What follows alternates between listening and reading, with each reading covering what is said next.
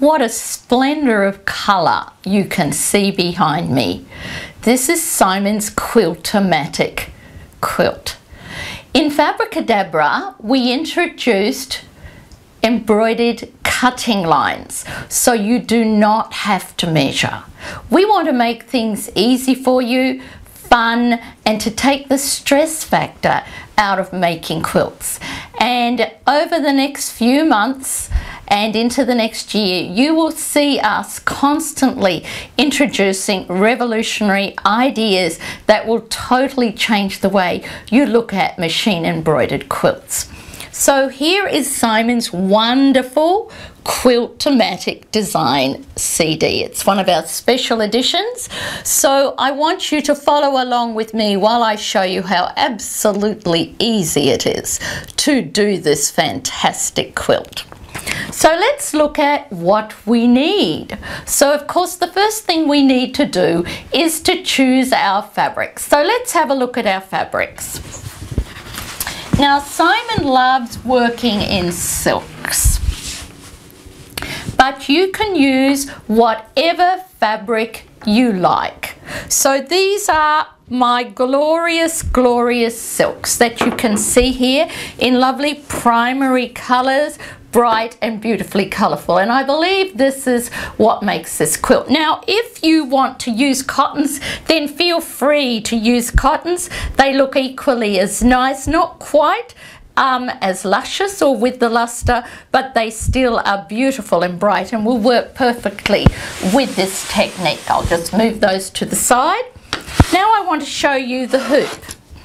All the designs in Quilt-A-Matic are made to fit in a 200 by 200 square hoop area, so that this meets most people's needs, so that Quilt-A-Matic is achievable to everyone. So what we also need is, as well as our top quilt fabric, we need our backing quilt fabric, and we need our wonderful Quilt-Matic batting. Now what we do is we layer all 3 layers, and you know that our batting is fusible, so you fuse the batting onto the back of your silk, so you have the top of your quilt, the middle of your quilt, and your backing, and you hoop all 3 layers together. Now the easiest way to do this is to cut your fabric the width of your hoop, so it can be hooped like this.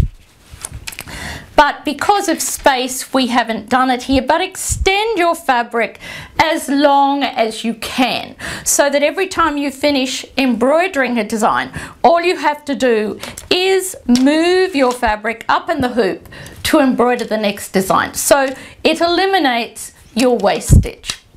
So our designs are absolutely gorgeous, and I'm just going to show you one here.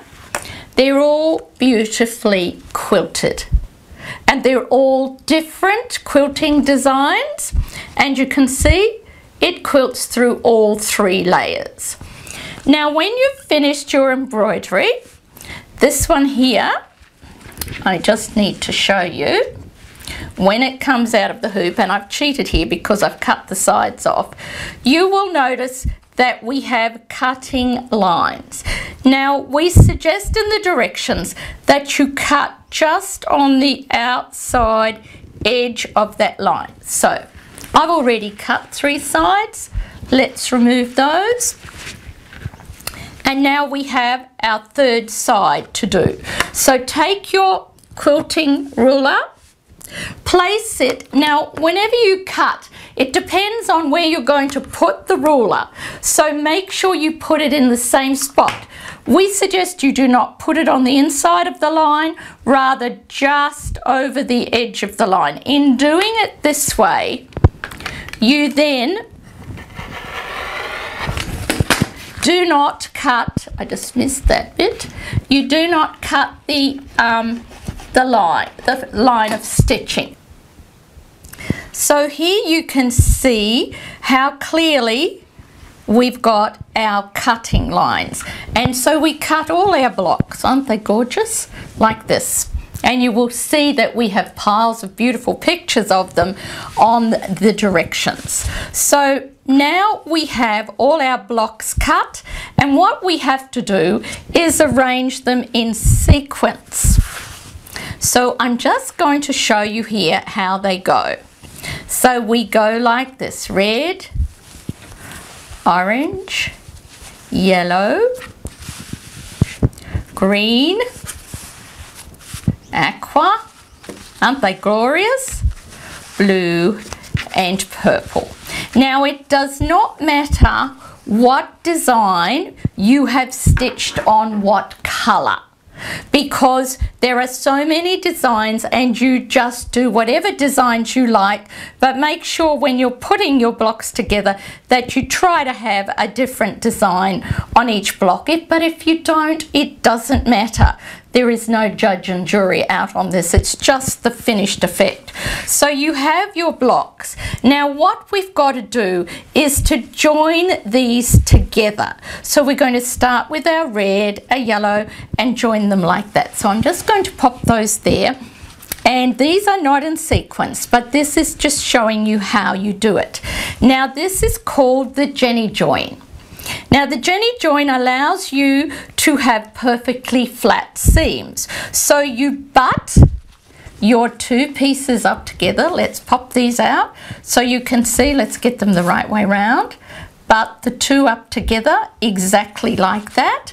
I'm just popping these back because they look so pretty. I find colour so inspirational.